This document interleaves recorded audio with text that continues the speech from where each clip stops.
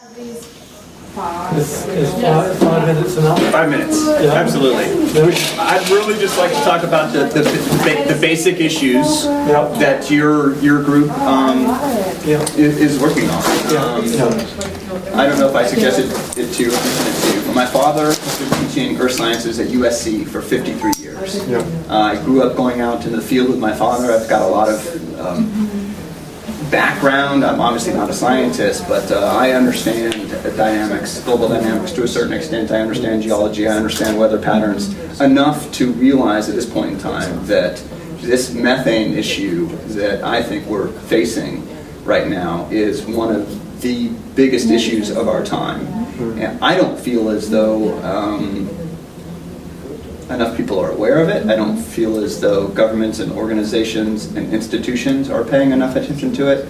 And yet I feel like, again, it's one of the issues of our time. So I know you've been working on this for quite some time. Yeah. Can you give us a very quick overview of the Arctic methane emergency, as you would call it, and what it means to us and what potentially we can do about it in the near term? Yes, well, the big thing about the methane is that it's going to come out eventually, and there's vast quantities of it. The carbon, and because it will be generally coming out in anaerobic conditions without oxygen, the carbon will be emitted as methane on carbon dioxide. Now, there's under the land permafrost, there's enough carbon to triple the quantity in the atmosphere.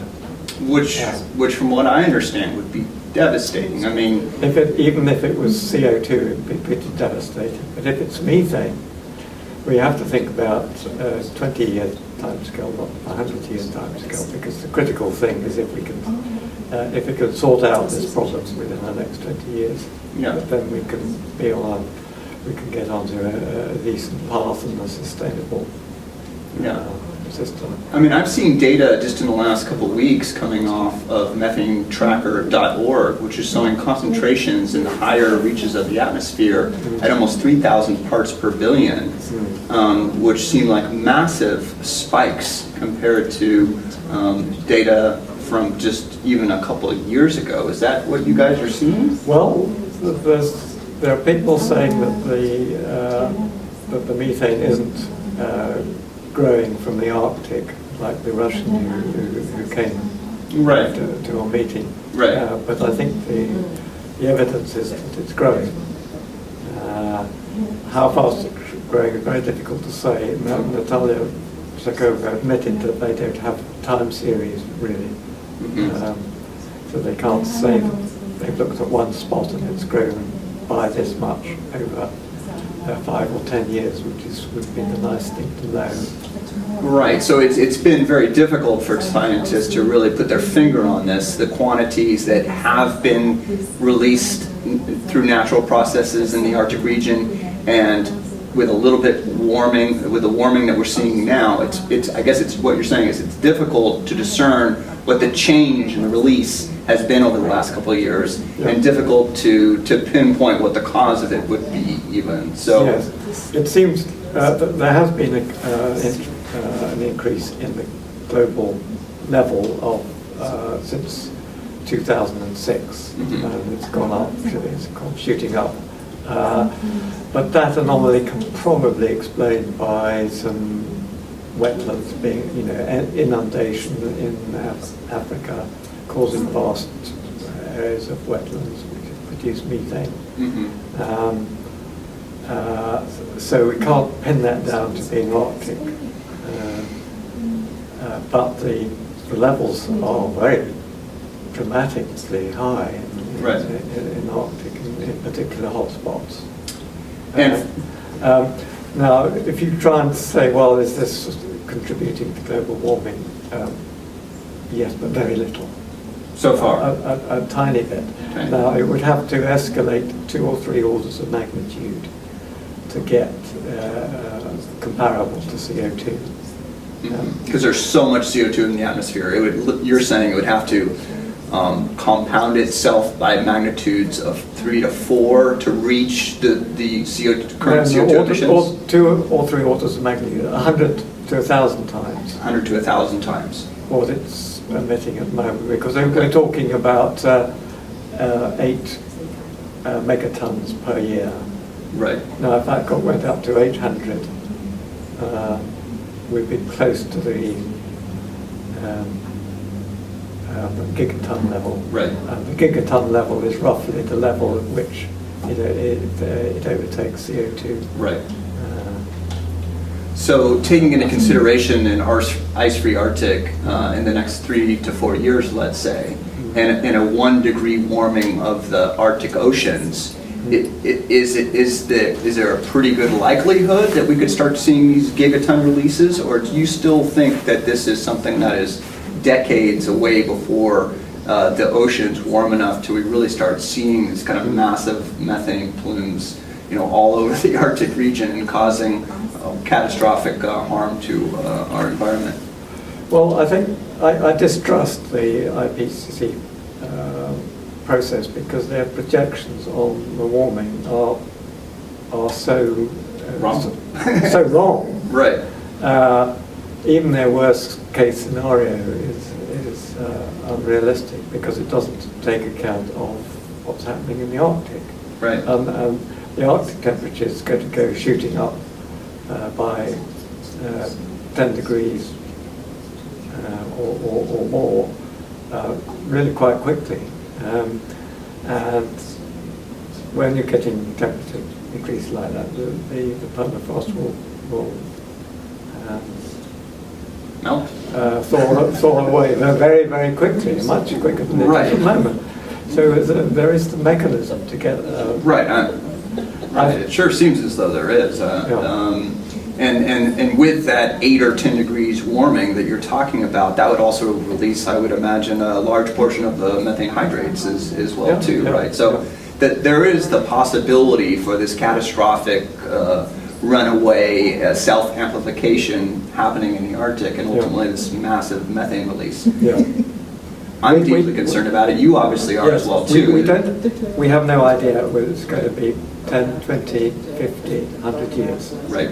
The point is that it will happen. It will happen. It's almost inevitable. It's happened before, right? It didn't happen 55 million years ago? Yeah, exactly. Right. And if I'm not mistaken, when it happened 55 million years ago, there was a doubling of atmospheric CO2 concentrations in a very short period of time. And then it seems as though then this massive methane release coincided with the doubling of the CO2 concentrations. And it sounds, is short period of time of 13 or 15 years, got a pretty substantial extinct. I have read that the CO2 warming probably increased the ocean temperature at depth by about 2 degrees, and that was enough to cause all the methane hydrate throughout the globe to be released. Right. And then it's self-amplifying until it's all gone. Right. So we don't know the timescale, but what we do know is that if we don't cool the Arctic and break the vicious cycle of warming now, right, we're into this warming from the Arctic, which is going to release the methane. Right. It's irreversible. Totally irreversible. Once you've got Arctic meltdown, you won't be able to get the ice back. Right. And so the Arctic will no longer serve its function as cooling the planet. The refrigerator of the planet. And it controls the climate change. The climate in the northern hemisphere is controlled by having a considerable temperature differential between the equator and the Arctic. Once that differential disappears or is significantly reduced, you start getting weather systems moving in different patterns, and the jet streams changing. And this is why you're getting lots of extreme weather in the northern hemisphere, and why crops are failing. And the US has had extremes, long periods of drought and then periods of floods and so on. So, And we can expect those conditions to accelerate dramatically. I would imagine, even in the next couple of years, I would imagine we'll it's see. very likely to have a food crisis, a major food crisis in the next few years. Right, so coupled with the ocean acidification, just warming of the Arctic and the planet in general, the methane issue, these are all incredibly serious issues. And I feel as though they're not being taken seriously at governmental levels, and the IPCC seems to be just glazing over a lot of these very, very important issues. Is it because of the political pressure that exists on the IPCC that we're not getting real accurate information, or what's the problem with the IPCC? Because it seems as though they have good intentions, and yet it doesn't seem like we're really getting honest, accurate information. That's my opinion, but what are your thoughts about that? It's very much out of their comfort zone. You know, they've been working on the basis that things are going to take 100 years, and that seems to pervade the thinking. There are lots of procedural constraints, so that they're only allowed to take papers that are published and have been peer-reviewed, Right. and then you find that the papers that have the more extreme scenarios, the more scary ones, don't get published. Right. So there's a vicious kind of cycle of suppression Right.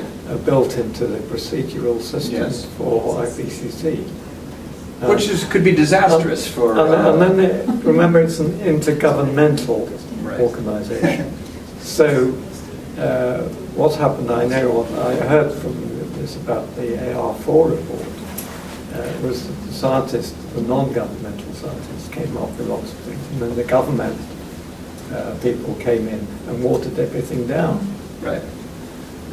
I don't know whether that's happened this time, but certainly these glaring emissions, which we pointed out. And the Russian who was here was saying that they're off, everything is there, you've just got to read it carefully. Right.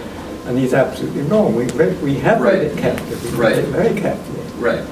And we did word searches on methane and various keywords, and it's Not there.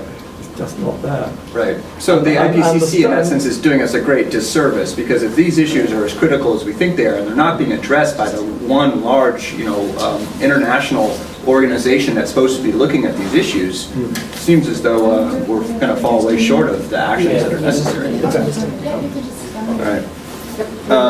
Are you guys importing new people? Coming in as time. Okay. Well, that was fantastic. Yeah. Sorry we didn't get a chance to chat more. Yeah. We'll be in touch. Yes. You got a copy of the documentary that we put together, right? Yes. So it has my contact information on there. Yep. And I think we probably have it as well too. But thank you very much for your good work. I know it's difficult. When I put this documentary together, it was very difficult for me to do, because I think the consequences of inaction at this point in time are grave. And it scares me immensely to think that we as a species and as a collective don't have what it takes to pull ourselves out of this mess. But hopefully with the good work that you are doing and other organizations that you're associating with, we can wake people up and start doing what needs to be done. Yes. There's one thing I'd like to leave you with, and the thought that if we actually do grasp the nettle and do this, it'll actually be rather an exciting project. I agree. And everybody will get excited by actually seeing something done which works. Imagine that, huh? Yeah. And collaboration. Yes. Yeah. Well, I would very much like to be a part of anything that you guys do in the future, so hopefully we can stay in contact, and it was a pleasure meeting you all here in San Francisco. Well, thank you very much. Bye, smile for camera. Thank you. All right. Bye. Thank you. Sorry to keep you. Okay. We're out of here. Thanks, John. And John, have you met